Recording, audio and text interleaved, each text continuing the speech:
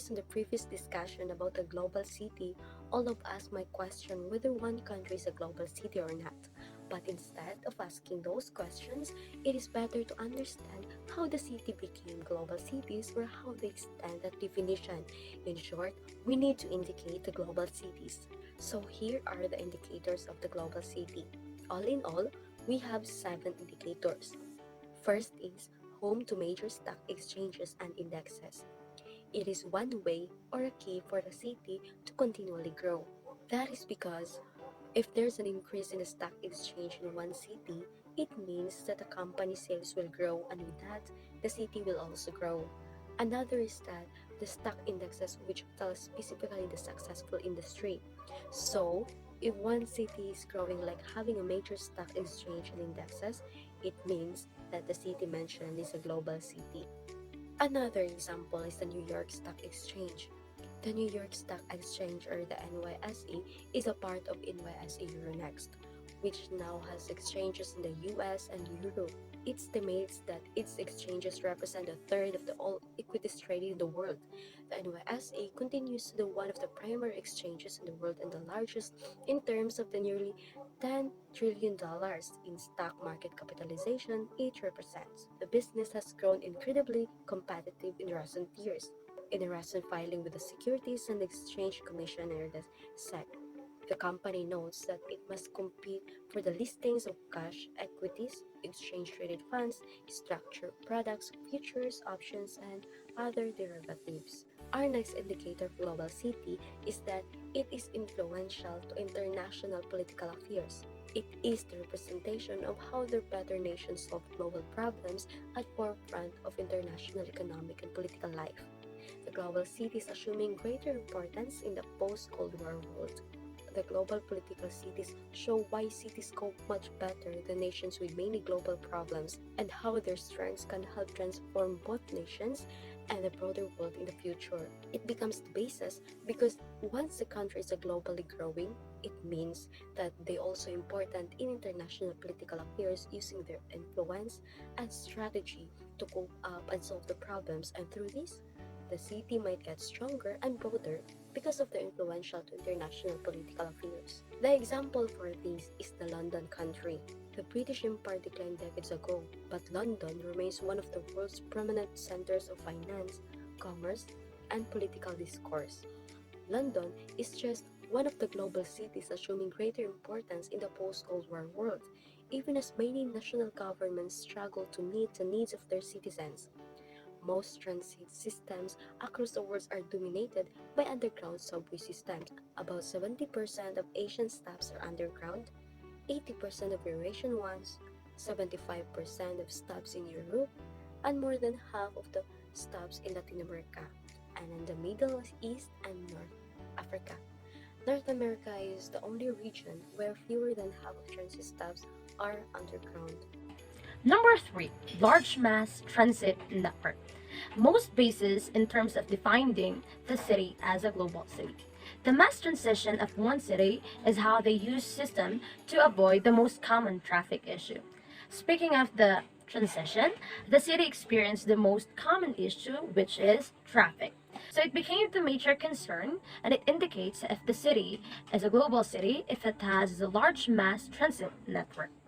The city began to provide and develop their transportational technology. One example of a large mass transit network is Japan. So in their capital city, which is Tokyo, it is the most used system with over 3.46 billion trips, followed by those in Moscow, Shanghai, and Beijing. While New York City is the only US city with a transit system that numbers among the world's 10 busiest. It is because of the technology that Japan used in order to promote the less traffic and to develop their city into global city. It is not new for us that Japan is the one who tapped in the large mass transit network. Number 4, having a prominent skyline. The image of the city. The indicators of a global city which is having a prominent skyline. It is called the image of the city as the most powerful statement of the city. It means that the skyline has historically been a symbol of power, wealth, and prosperity. The others will see how a city is preserved when the image it creates of its physical environment desirability affects not only the level of the investment by property developer and companies, but also the decision of the employers and employees to live and work there. The skyline is not only for the residents' delight, it is also a factor of demographic and economy's realities. Example of that is the New York City. It has perhaps the most easily recognizable skyline in the world.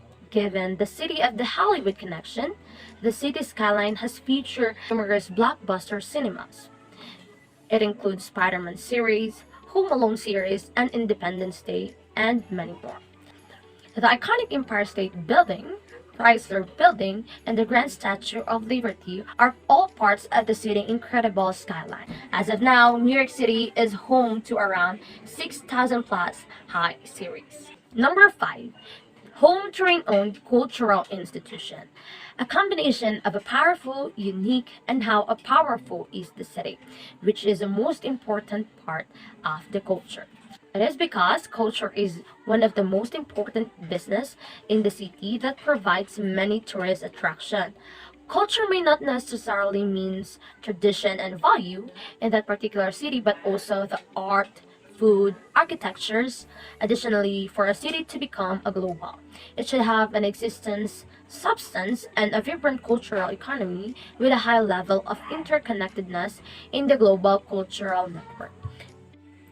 Example of that is Paris. As the world becomes increasingly more connected and different, geographic develop, it is inevitable that new global culture center will surface to challenge, replace, or augment this existing center. Some of the driving forces behind the predominance of the global cultural transmittal center are the existence of a vibrant and sustainable cultural economy, the high level of connection with the global cultural network, and the character level of a capital accumulate within the city of Paris. Home to large international airport, catalyst for urban growth and economic development. Air transport infrastructure placed as the heart of city regional politics and planning. And air transportation holds a privileged position in studies of global city formation, development and connectivity. Efficient, cost-effective transportation connections are prerequisite for companies to employ advanced logistical technique and for localities to market themselves as global business hubs. As a result, non-stop flight linkage prominently factor in global city ranking. For example, London. London area boasts 5 international airports in the sense of long haul and short haul out of the country. Heathrow, Gatwick, Stansted, London City, and Luton. They give access from west, south, east, and center of the north of London. Heathrow and Gatwick dominate for long haul. The facilities at Heathrow are extensive with underground train to all over London and Heathrow. Express train that quickly takes you in the Paddington station. Service a major media hub. Focus on media industry. For the process of globalization, the globally operating media firms are at least as influential as the global providers of corporate services, because they created a cultural market space of global dimensions, on the basis of which the specialist global service providers can ensure the practical management of global production and market networks. It is to determine the connectedness of cities within media networks, and a principal components analysis is used to identify 6 media fields that represents the locational strategies of transnational media corporation. For example, Los Angeles. It is because of their entertainment industry, which is the media business, with filmmaking as its core, pumps tens of billions of dollars into Los Angeles economy, yearly and directly employs several 100,000 people. Hollywood produces about half of the films shot in the United States. In short, the Los Angeles was beyond its globally recognized leadership in films, television, and music production.